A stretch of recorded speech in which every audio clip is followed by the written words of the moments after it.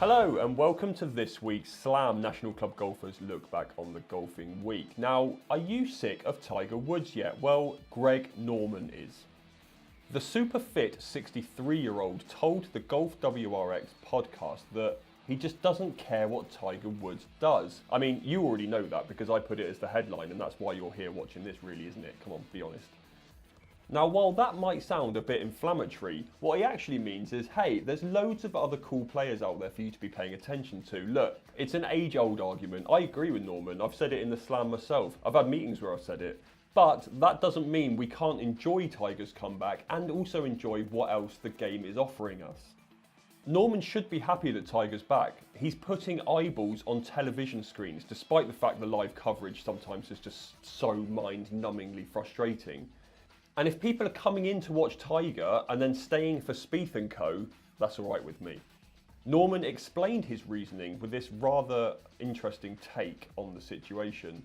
He said, golf probably needs him to some degree, but golf doesn't need him, if you know what I mean. No, Greg, I don't think we do. Staying with Tiger, Jim Furyk has named him as one of his vice captains for the Ryder Cup this year, which means Tiger is going to be a vice captain and a player. Okay, Jim. Now, the subject of rowdy fans on the PGA Tour has reared its ugly head again. Justin Thomas is the one who's angry this time. He says it's not acceptable behaviour for people to be shouting while players are mid-swing. Now, I'm a little bit torn on this because while obviously it's not acceptable to shout while a player is in his swing, if you have thousands of fans in one place and you're plying them with cheap beer, of course at least some of them are going to misbehave. We are, of course, in the age of the rowdy sports fan, and let's not forget the PGA Tour actually created this.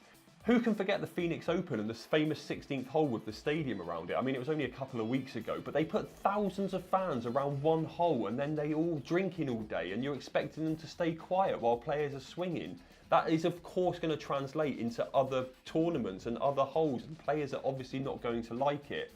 But hey, JT, I'm with you, but you can't complain about, hey, we're playing for loads of money out here, because, frankly, you're playing for loads of money out there because of them fans. And to the PGA Tour, hey, as deplorable as the behaviour is, don't create the monster and then moan about it scaring your kids. Right, what's good on nationalclubgolfer.com this week? Well, as usual, there's plenty for you to head over and get your teeth sunk into. You may have seen that this week it was announced that a world handicap system is being put in place. Well, this has torn people from Land's End to John O'Groats. It's really caused quite the debate. We've got 2 or 3 pieces over on the site that are well worth reading if that is your thing. And I'd like to introduce you to Michael Helyard.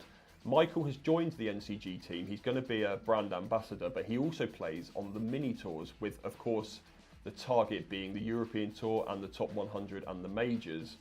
Michael joins Mark Townsend and myself on a special edition of the NCG podcast. It's really worth listening. It's a fascinating insight into the life of a mini tour golfer, just the side of professional golf that you really don't get to see. I'd highly recommend that. Right, that was this week's Slam. I'm Alex Perry. Thanks. Oh, for f***. Now, while that's might...